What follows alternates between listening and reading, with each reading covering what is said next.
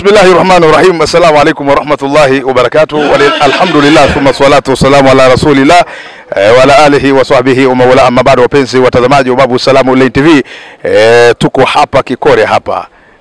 Mashallah, tukiwa ni mmoja katika watu ambao walioandaa shughuli hii kwa kumsaidia mheshimiwa mbunge. Assalamu alaikum warahmatullahi wabarakatuh. Kwa majina naitwa Muhajir Abubakar Kachwamba. Niko kwenye ofisi ya mbunge kumsaidia masuala ya uchumi na huduma za jamii kwenye ofisi yake. Sasa leo tumeona hapa namna ambavyo vipaji vinavyoendelea kuonesha kwamba Kondoa mnainyanyua kwa hali na mali kutengeneza maadili. Lipi la kusisitiza katika mashindano? Alhamdulillah.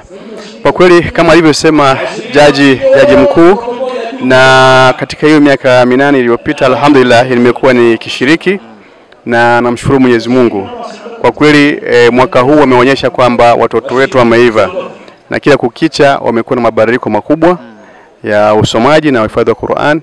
Kikubwa ninachoweza kuomba au kushauri ni kwamba tuendelee kuimarisha madrasa zetu, tupate walimu weledi kuweza kuwasaidia vijana, kwa sababu usomaji wa Qur'an ni taaluma. Kwa hiyo inahitaji kuwekeza, kwa hiyo lazima tupate walimu wazuri. Na kama jamii, swala hili sio la kuachia walimu wetu wa madrasa. Hili ni jambo la kijamii.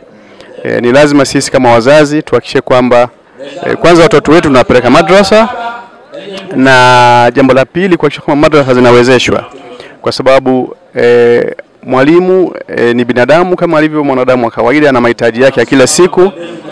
Kwa muda ambao anatumia muda mwingi kuweza kuwasomesha watoto wetu, ni lazima sisi kama jamii, kama wazazi, tuhakikishe kwamba tuna njia mbadala ya kuweza kumfanya aweze kuconcentrate na kazi ya kufundisha.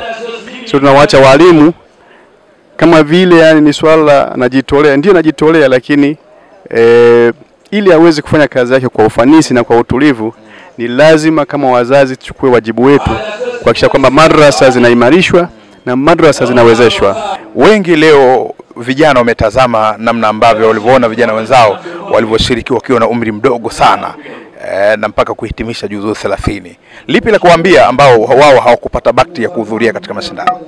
Alhamdulillah, kwa kweli na haya ni maajabu ya kitabu cha Mwenyezi Mungu. Katika hali ya kawaida, hata kama ungekuwa ni mtoto au mtu mzima, ukipewa kitabu cha kawaida ukaambiwa tu kwamba pengine hata mistari mitatu au paragraph moja uiweke kichwani, utapata tabu sana. Lakini kwa kitabu cha Mwenyezi Mungu umeona watu wamehifadhi juzu ya kwanza, juzu ya pili, 5, 20 mpaka 30. Haya ni maajabu ya Mwenyezi Mungu, na ni ahadi yake kwamba kitabu hiki atakitunza yeye mwenyewe na atakilinda. Kwa hiyo ushauri wangu, bado hatujachelewa. Hata sisi ambao watu ni wazima, elimu haina mwisho. Bado tuna nafasi, una kitu cha kwenda kuambulia. Tusione kwamba labda mtu umezeeka au umefanya. Hapana. Madrasa zipo, bahati nzuri walimu wetu ni weledi, wanajua aina ya umri wa mtu fulani namna gani ya kumpeleka lakini mwisho, kwa sababu huu ni wajibu, sio swala khiari. Kila huwezi kusema kwamba unataka kumwabudu Mwenyezi Mungu, lazima umwabudu Mwenyezi Mungu kwa kumuelewa, lazima umtambue. Kwa hiyo ndio ushauri wangu, twendeni madrasa tukasome.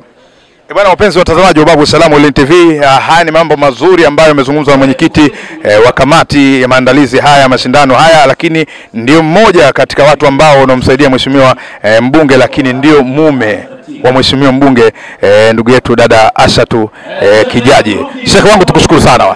Bwana, tuendelee kufuatilia channel yetu hii, mambo yanakwenda vizuri, na hapa tuko Kikole. Wassalamu alaikum warahmatullahi wabarakatuh.